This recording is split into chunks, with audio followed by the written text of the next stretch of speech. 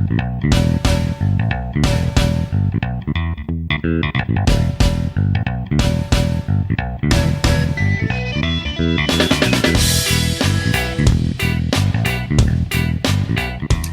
boys and girls, and welcome back to the Carla and Crappy Show. That is the cleanest intro I have done all season, and I think it's because I've had college football on the brain all week long because there's all kinds of silly stuff happening off the field. And this week, night game, blackout game, which will be interesting. We'll talk about how this is going to go with Ohio State and Penn State.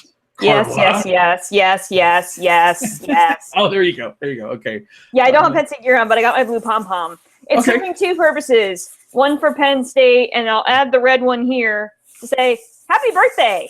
Thank you. I appreciate it. We missed your birthday last week. So, yeah, happy birthday. And, you decided to get all kinds of college football news for your birthday? Yes, that's really nice. That is what I asked for. And it was a very cool thing for everyone to deliver on that. Weird. I mean, okay, we'll start with the actual serious one. The coaching change at USC. It is interesting to me that they would first put Sarkisian on leave to get whatever kind of treatment he needed, and the word is that was alcohol stuff, and then he was fired a day later, and you have to wonder what happened there that we don't know about. Obviously, there's a very public thing with I think it was a booster event where he showed up and was alleged to be drunk. Players said he had showed up. The way that this statement was worded, he had shown up to team functions more than once under some kind of impairment. But I guess there's other things. Yeah, I think I saw somewhere too about something about him being during a game drunk, which I think and it's. You're right. There's something in this story that we don't know because at first when the news broke, there was a lot of, good. We hope he gets help. He needs to do this. We hope he recovers and is able to return to the sideline. And then all of a sudden, in less than 12 or 14 hours, something like that, for the messaging to completely change. Yes. Something happened. Something was brought to the forefront internally at USC to cause that shift. Either that or Pat Hayden. Sometimes I wonder what he's doing. I think that's true for a lot of people at this point. Something is up. Yeah, something is definitely up, and unfortunately, we're talking about it now because we're actually not for the game this week. And I mean, what a week for this to happen to USC! Yeah. It's Notre Dame week. Yes. And you have to. I mean, they're right in the thick of the Pac-12 because at this point, I think the only team that's not in the thick of the Pac-12 is Colorado. Everybody else has still got a legitimate shot, Sure. And gosh, that's a tough spot to put this team in. Although this is a team that can overcome it. Need we remind ourselves of Ed Orgeron? That's true. USC's done this before. Yeah. And they're better equipped to do it now after being a couple seasons removed from the sanctions. And you kind of restore scholarships, and you bring in they had the consensus number one recruiting class. This freshman class. So they've got the talent there. They've got USC kind of talent there, and we'll see what they manage to do with Notre Dame. In the other odd one, and I guess if anyone in college football coaching deserves to call a day in the middle of the season, it would be Steve Spurrier, because you want to do that when you can still got a couple good months of golf in before winter sets in South Carolina, such as it is. But yeah, that one was a stunner to me as well. Yeah, it was a stunner to a lot of people. And it was kind of the third thing that had happened on Monday. And I saw a lot of Travis Haney from ESPN, who actually lives here in Nashville now. I had drinks with him the other night. Nice. There's a group of us that went out, and it was really funny that he tweeted, he's like, really, I just stepped away from my computer because I thought it was okay to take a break. It was really, Monday was really one of those days, and it was like, really, Spurrier now, but it's interesting because, I'm not covering college football anymore, but the people that I'm surrounded with, we're still right in the thick of it. I mean, my fiance was at Florida, and his first day as assistant sports editor at the Alligator, which is the student newspaper at the University of Florida, was the day that Spurrier resigned from Florida. Ah, okay. So hearing things from him and having him say, this is not atypical for a Spurrier. This is the most Spurrier thing ever. Just like we say there are things that Lane Kiffin would do. It's a Kiffin thing. This is a Spurrier thing. It is. People that knew him, I mean, yes, they were stunned. But then after you kind of digested it, that's the way Steve operates. That's just, he's not the head ball coach for nothing, Well, and his statement, actually, the way he presented this makes sense. To say that, I'm in the position to know when I am not in this 100%, and the team does not deserve the kind of effort that I would be able to give them for the rest of the season. And again, as I said, he's one of the few who if he says that in the middle of the season, you say, Coach, thank you, really appreciate it. Enjoy your retirement, because he has earned that right, I think. It's really interesting, though, the timing of that, because, they came off kind of a weird game that was a home game at LSU last week because of the flood. And I don't know, I guess there was a part of me that was kind of like, well, if he's going to do that, I think they play at home this week. I don't know. I guess I would have. I didn't even look. I forgot to check. I was going to, but I would have thought he would have waited for one more home game. But maybe he was just done. Yeah. Hard to tell, but more power to him. Happy retirement, Coach. I hope you get into television, because he will be. That would be awesome. That would be spectacular. Yes. There was another kind of big thing, but we're going to get to that actually as part of our games discussion. Well, there's two big things actually. The one you're talking about. Yes. And yet another injury.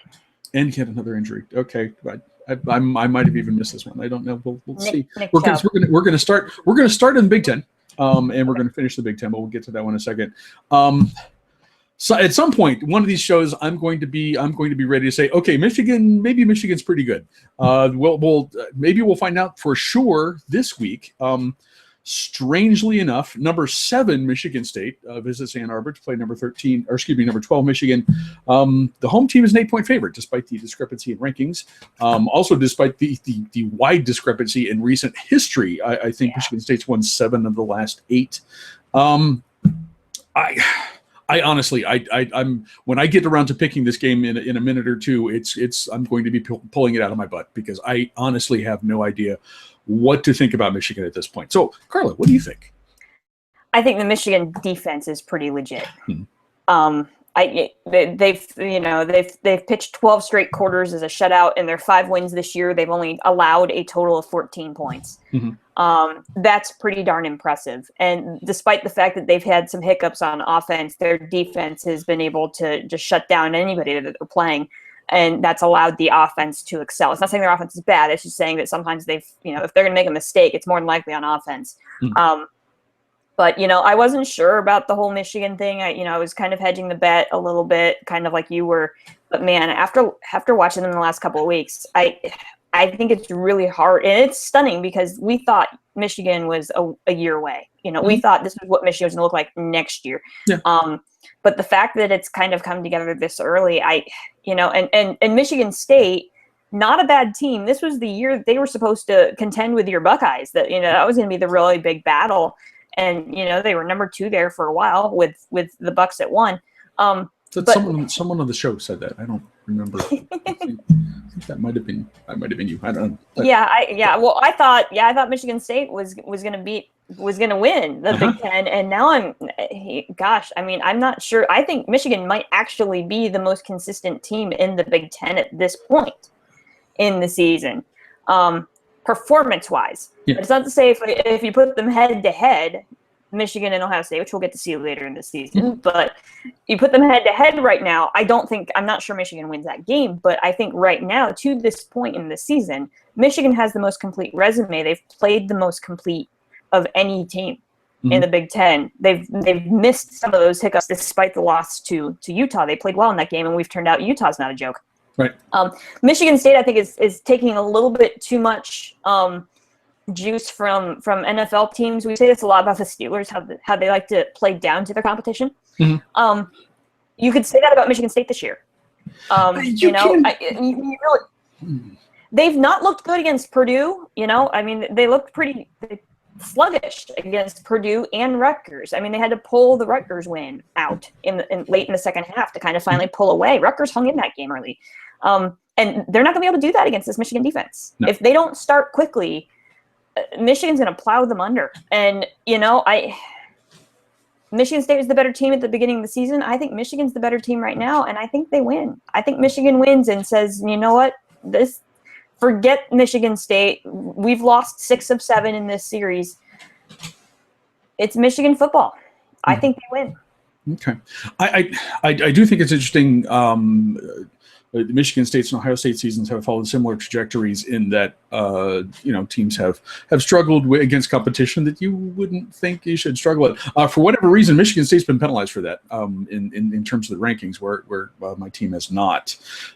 So I think just looking at this matchup on paper, and you see Michigan being an 8-point favorite, I think if this were a gambling show, I would be really, really tempted to take State in the points. But man, if we're just picking straight up, your assessment of Michigan being the most consistent team in the conference, you can maybe say Iowa. I don't know. But yeah, I mean they're definitely a 1 or 2 in that respect. Against shutting out Northwestern, that solidified their position as the number 1 scoring defense in the country. This is hard for me to say, but it looks like it looks like they're back. I mean, this is something that Harbaugh.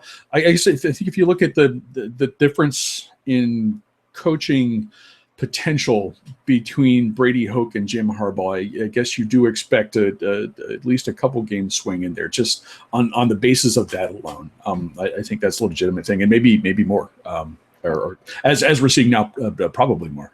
But yeah, I'm gonna pick the Wolverines at home. Michigan State doesn't have the perpetual underdog card to play anymore. That's something that Harbaugh, I know, is going to be talking about all season or all week long. They have that advantage. They're playing at home. I think that's this will. Again, if I'm gambling, I wouldn't be comfortable with that point spread if I was a Michigan fan. But we're just picking them. I think Michigan's going to win this one. Next, we head to the SEC, where Will Grier wants to pump you up. I don't actually know if that was the kind of performance enhancers he was taking, or if he was just idiotic enough to get some cold medicine and not run it by the trainers first. But Florida's starting quarterback is no longer the starting quarterback, at least for the rest of this season. And that leaves the Gators in a bind as they travel to LSU. Florida number 8, LSU number 6. LSU is a 9.5-point favorite in Death Valley in a night game.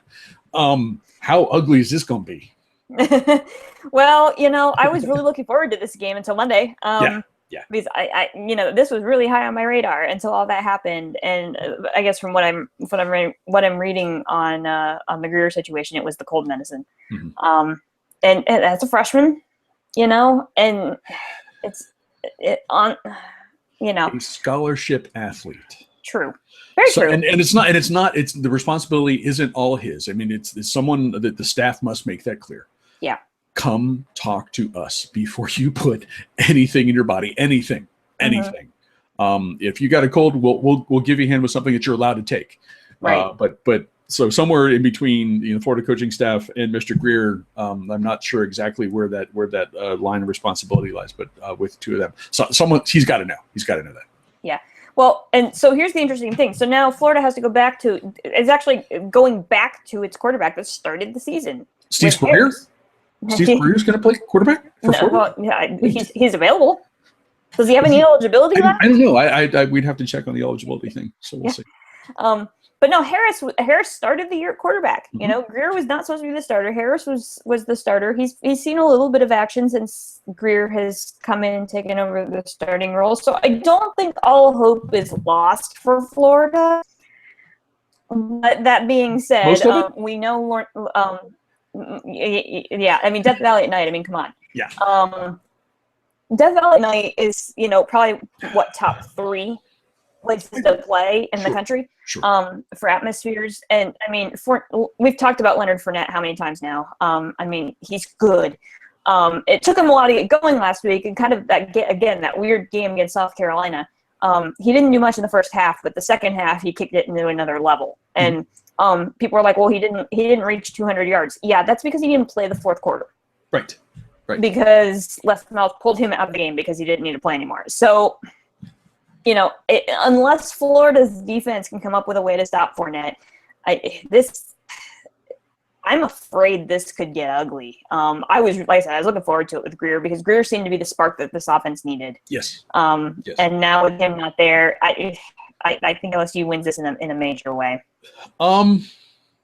This number was actually astounding to me because it's mostly one guy.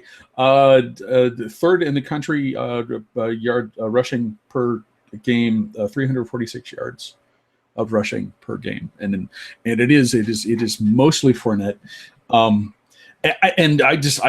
Florida's never going to have the ball. I mean, this LSU will rack up that many yards rushing. I think you're looking at a 21 or 24 to 7 or 10 kind of thing. Because LSU plays some pretty good defense too. And against a team that had just a few days to get another quarterback back into the swing of a first team offense. LSU is the solid pick here, I believe. The SEC is totally going to be shaken up this week. Between that and then the other injury I was referring to, which is a game we're not talking about, is Georgia losing Nick Chubb for the year. Oh, sure. Yes. I mean, again, another outstanding player, maybe a fringe Heisman candidate kind of guy, done for the year with another injury. And the same narrative is just getting old at this point. And so you've got Chubb out, you've got Greer out at Florida, and then you have Alabama and Texas A&M, who game we're not even talking about, which is another one of those. Texas A&M is ranked higher, but Alabama is favored. Right. So that's another one of those games this week. And so the SEC is really going to kind of shake things up again this week because of those two things, the injury, the disqualification, and then that one game is really going to kind of move things around in the SEC. It's going to be a crazy Saturday. Absolutely. My crazy Saturday will finish up in Columbus. We're at 8 o'clock after tailgating for 7 or 8 or 9 hours or however long it's going to be. I watch my Buckeyes, my number one Buckeyes still take on the Penn State Nittany Lions. I mentioned the blackout before. I'd be curious how this goes. Ohio State fans don't follow directions really well when they ask us to do these things. Certainly not to the degree that the Penn State folks do in Happy Valley. But it should be a fun atmosphere. If we are given enough time to prepare, we usually have that part figured out pretty well. Ohio State is a 17-point favorite, and I don't know. I haven't really come close to covering a point spread since the first or the second week of the season. Any thoughts? Take the points. Seriously, I mean that's first thing is take the points. I would to say that my Nits are going to win this game. I'm not 100% convinced of that, but there are a lot of things that are pointing to this being a really, really good game. First of all, being that Penn State is the number 10 defense in the nation and leads the nation in sacks. And I think that's going to play a huge factor in the fact, especially with the fact that, Penn State's defense is going to keep them in this game. The offensive line still has problems. But I will say that after that opening loss at Temple, they have at least been able to hold it together to prevent giving up all of those sacks. Now, they haven't faced a defense like Ohio State, so, take that for what it's worth. But they've done a better job of pulling things together. Christian Hackenberg is still an NFL draft prospect, even though his numbers have not been great this season, and a lot of that has to do with his offensive line. But so they've got some talent there. You look at, like I did last week, the common opponent when Kentucky was the common opponent between the two SEC teams that we were discussing. Indiana common opponent in back-to-back weeks, and I have to be more impressed with Penn State's effort against Indiana than I was Ohio State's effort against Indiana. Now, again, difference, quarterback change at Indiana because of an injury. So, second string quarterback finished out the game, in Columbus, and Penn State got the third string quarterback because of another injury. So, okay, we'll take that for what it's worth too. But if there's one thing that James Franklin is really good at, it's this us against the world mentality. Okay.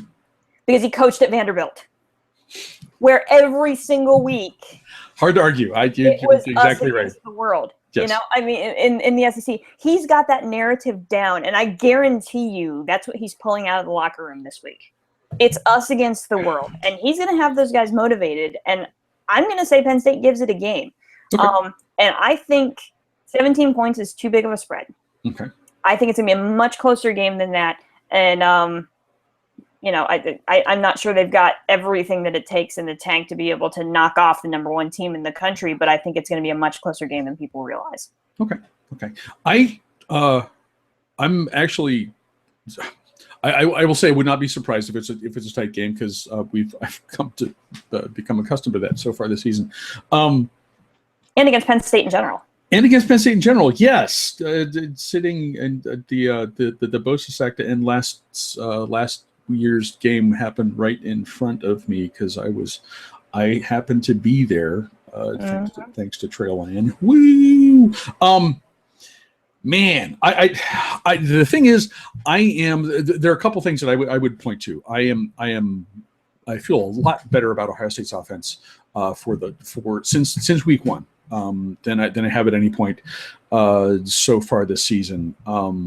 Both quarterbacks seem comfortable with the rotation that Urban put them in last year. And if you know Urban Meyer, this is the Chris Leak Tim Tebow kind of thing, where Cardale Jones starts off the drives, and then the mobile guy, in this case JT Barrett, comes in to finish them.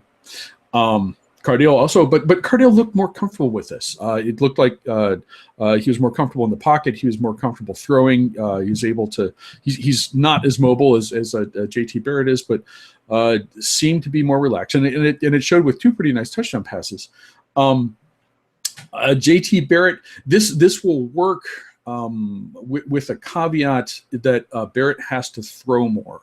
That now it could be that coaches didn't think he needed to last week. That's a possibility. But against a much better defense like the one Ohio State will see in Penn State, it's not going to work just to bring him in and have him run the ball exclusively. So some tinkering that has to go on there. But I was really happy with the offense last week, and that's the first time since week one that I can say that. This is the thing that makes me think that this could be a game where I might even be able to relax a little. Ohio State has struggled. Ohio State's defense, when it has struggled with the athletic quarterbacks. The kid last week, the second string kid who came in for Indiana in the second half 2 weeks ago, that poses some problems. Last I checked, Christian Hackenberg has tree stumps for legs and doesn't actually move around that much. So the other thing that we talked about this earlier in the season, where in spite of having guys with experience on the offensive line, Penn State still does not protect the quarterback well. This more than anything else, that makes me think that the defense, an improved offense, a more comfortable offense, that's going to help a defense that I think could potentially cause some real problems for Penn State's offense. That's of those two factors, that's the one that has me thinking I'm not gonna talk about covering or not, because I know better by this point of the season. But I think this could be a comfortable-ish, and by that 10 points to 14-point win for Ohio State. But I've been wrong before. But that's what I'm going with. Yeah, that is what I choose to go with, and we will be back here in a week to see if Steve Spurrier plays quarterback for Florida. To see if Fournette rushes for 4,000 yards against the Gators. To see if Jim Harbaugh is a real thing, and to see what happened with your Lions and my Buckeyes. And hopefully not to talk about any more injuries. Enough with the injuries. Yeah, that would be good. That would be okay with enough. Me. This stuff is difficult enough without it. Carla, thank you for joining us once again. Thank you as always. It's going to be a good week. It's going to be a great weekend, and we're going to enjoy the hell out of it. Guys, thank you for joining us, and we will see you back here next week.